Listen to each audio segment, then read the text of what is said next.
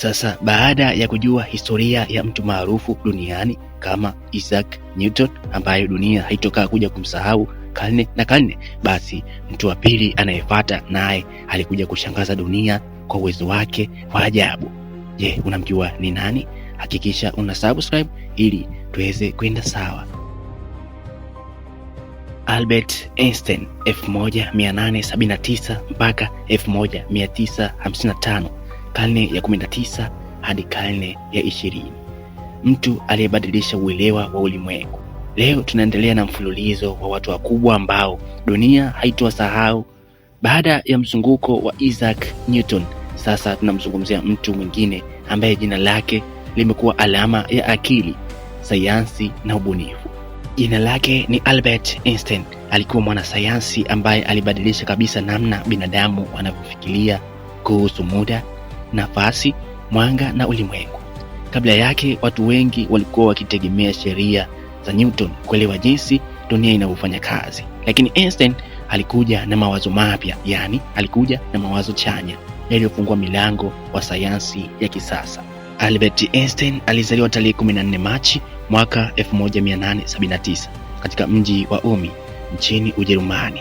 Alizaliwa kwenye familia ya kawaida. Baba yake Hermann Einstein alikuwa mfanyabiashara aliyekuwa akihusika na vifaa vya umeme, na mama yake Pauline alikuwa mwanamke aliyependa muziki. Tangu akiwa mdogo, Einstein alikuwa mtoto mwenye tabia ya kutafakari sana, like Isaac Newton. Watu wengine walifikiri kuwa mtoto wa kawaida kwa sababu kupenda kuongea sana akiwa mdogo, lakini ndani yake kulikuwa na akili iliyokuwa ikiuliza maswali makubwa kuhusu dunia.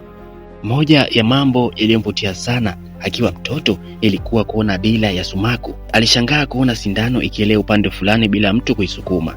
Tukio hilo lilimfanya aanze kujiuliza maswali kuhusu nguvu zisizoonekana zinazotawala dunia. Alipokuwa kijana, alisoma hisabati na fizikia. Baadaye alihamia Uswizi ambako aliendelea na masomo yake, lakini maisha yake hayakuwa rahisi kila wakati. Hakupata mafanikio mara moja na ilibidi afanye kazi katika ofisi ya usajili wa hati miliki ili kupata maisha. Wakati akiendelea kufikiria kuhusu sayansi, mwaka 1905 ukawa mwaka muhimu sana katika historia ya sayansi.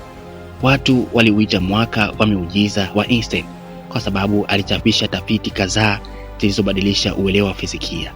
Moja ya mawazo yake makubwa yalikuwa nadharia ya uhusiano maalum, yani special theory of relativity.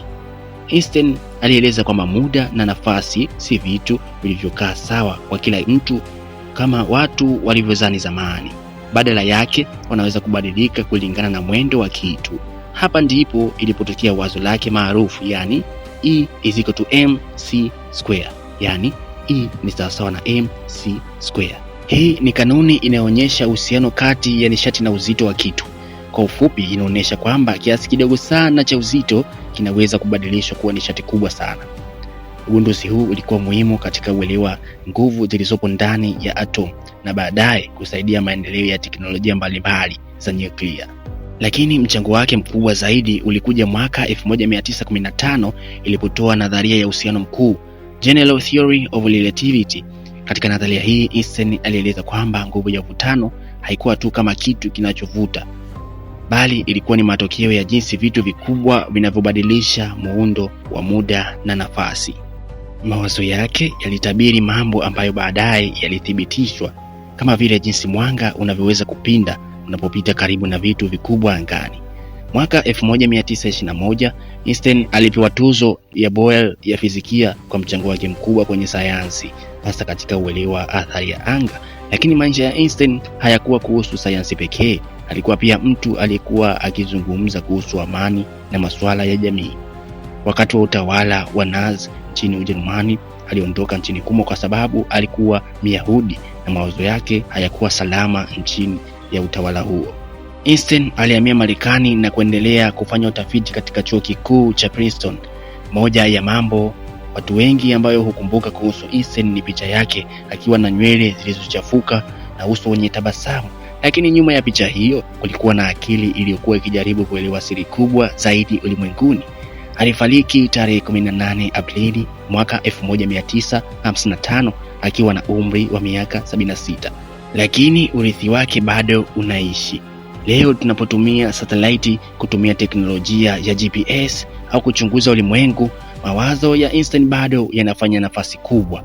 Albert Einstein hakutengeneza tu kanuni za hesabu, alibadilisha swali kubwa ambalo mwanadamu amejiuliza kwa karne nyingi: ulimwengu huu unafanya kazi vipi?